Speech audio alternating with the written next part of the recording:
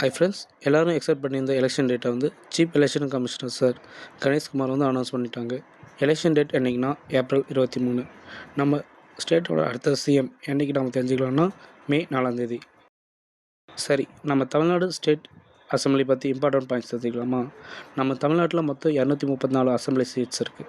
அதாவது 234 எம்எல்ஏஸ். ஒரு பார்ட்டி வந்து ரூலிங் பார்ட்டியாக இருக்குன்னா அட்லீஸ்ட் 118 சீட்ஸாவது வின் பண்ணியிருக்கணும்.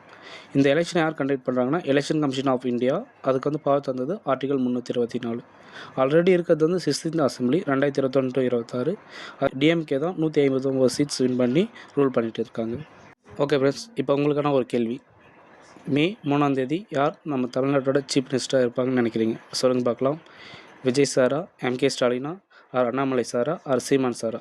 மறக்காமல் கமெண்ட் செக்ஷனில் சொல்லுங்கள் ஃப்ரெண்ட்ஸ்.